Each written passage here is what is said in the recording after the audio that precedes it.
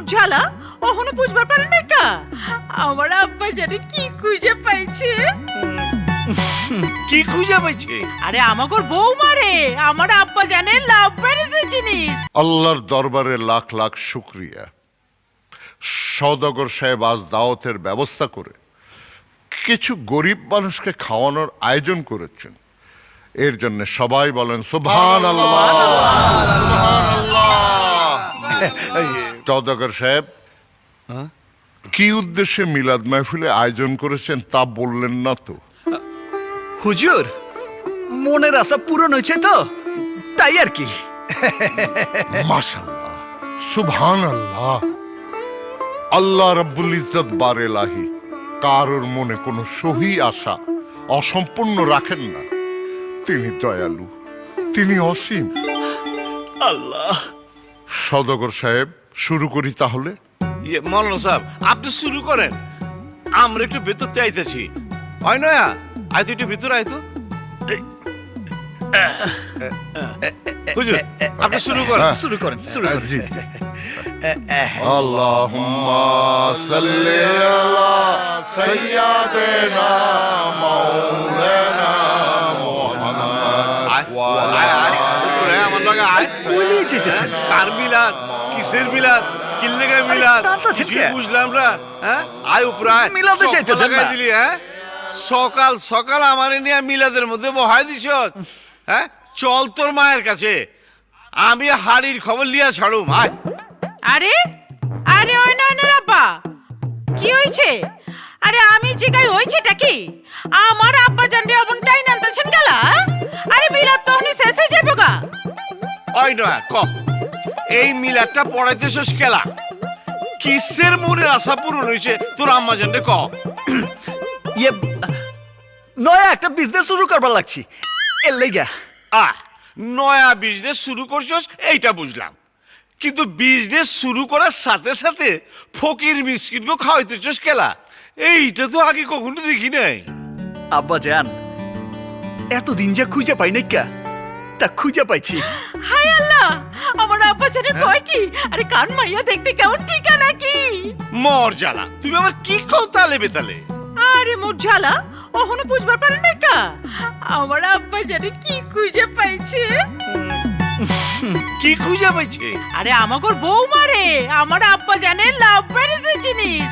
ও আব্বা জান দেখতে কেমন, কার মাইয়া ঠিকানা কি? তাড়াতাড়ি কও, আমি অক্ষণে তারে এই বাড়ির বউ বানায় নিয়ে আসুম। এত কিছু তো জানি না আম্মা জান। আব্বা জান, মাইয়াটার নামটা তো এখনো জানলাম না। আম্মা জান, ওই মায়ার নাম যাই হোক, আমার কাছে ওর নাম মণি, নয়নের মণি। ওইছে, নাম জানে না, ঠিকানা জানে না, নয়নের মণি। বাংলা ফিল্মের কিচ্ছে আর কি। হায় আল্লাহ, আব্বা জান তাইলে অহন কি হইব? আম্মা জান, আপনি কোনো টেনশন লিয়েন না, পুরো ঢাকা শহরের ম্যাপ আমার চাঁদের মধ্যে। মনে যখন লাইগা গেছে, চোখের সামনে পড়তেই হইব।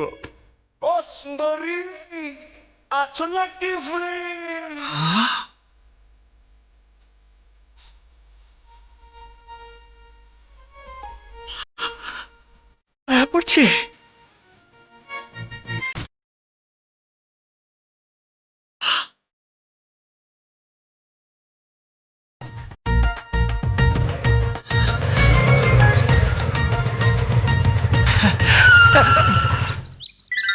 ভাইজান, তুমি খালি এক জায়গায় বয়ে আছো কেলা? এদিক ওদিকে একটু খুঁজো।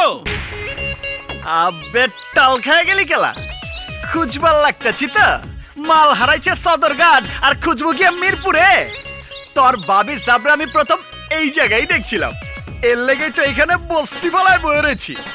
যদি আবার এখান দিয়ে আসে তাহলে মোবাইল নাম্বারটা আব্বে হালায় আতকা মারা সিম কার্ডটা আবার ইনসার্ট হয়ে গেল কেলা। ভালো হয়েছে, ভিতরে বি বলক হয়েছে, বাইরে বি বলক হয়েছে। এবার ল কাস্টমার কেয়ারে।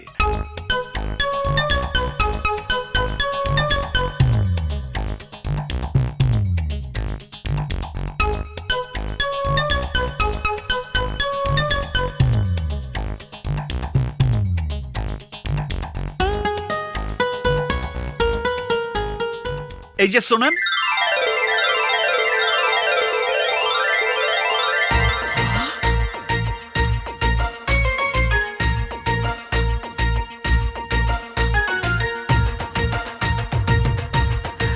আপনি? এক্সকিউজ মি, আমি আপনাকে কিভাবে হেল্প করতে পারি বলুন, আপনার প্রবলেমটা কি?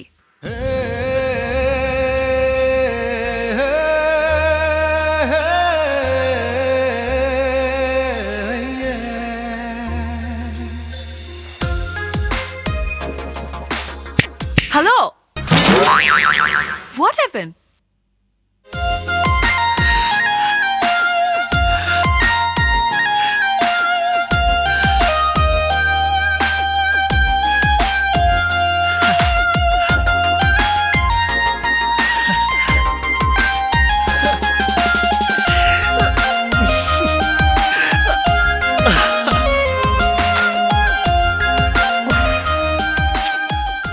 ভাই, আমার সারা জীবন শিক্ষকতা করে তেমন কিছু করতে পারিনি।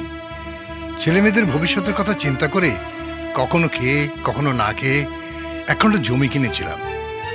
নিজের পেনশনের টাকা আর স্ত্রী গহনা বিক্রি করা টাকা দিয়ে একটা বাড়ির কাজ শুরু করতে চেয়েছিলাম, কিন্তু আপনার লোকেরা বলে এসেছে কাজ শুরু করার আগে আমি যেন আপনার সাথে মিটিয়ে নিই। আপনার জন্যে এই 1 লাখ টাকা নিয়ে এসেছি। রেখে যাও। এর বেশি দিতে পারবো না, আমাকে আপনি মাফ করে দেবেন।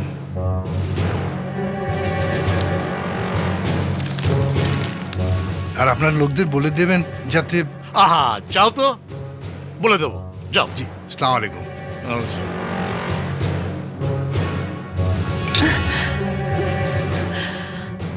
মামনি, শোন,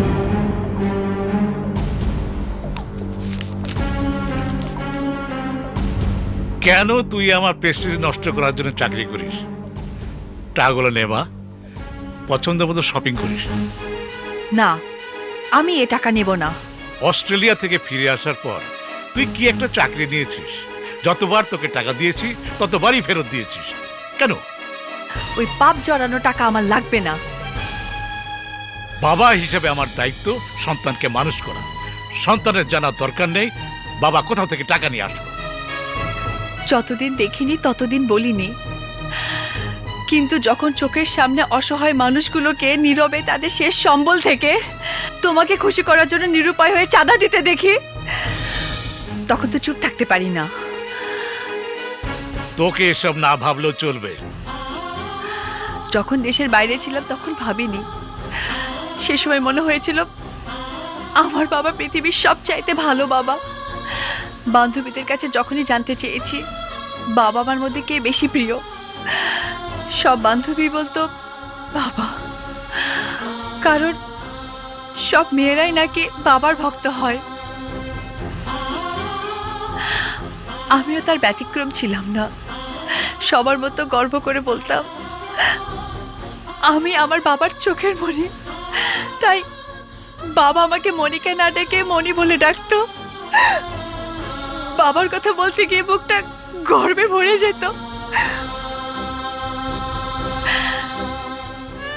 কিন্তু অস্ট্রেলিয়া থেকে ফিরে এসে যখন বুঝতে পেরেছি আমার বাবা একজন চাঁদাবাজ, স্মাগলার, দেশের একজন শীর্ষ সন্ত্রাসী, মানুষের রক্ত বিক্রি করা টাকা থেকেও আমার বাবাকে চাঁদা দিতে হয়, তখন থেকে তোমাকে বাবা ডাকতে ঘৃণা হয়। ঘৃণা। মনিকা, বড্ড বেশি কথা বলছিস তুই।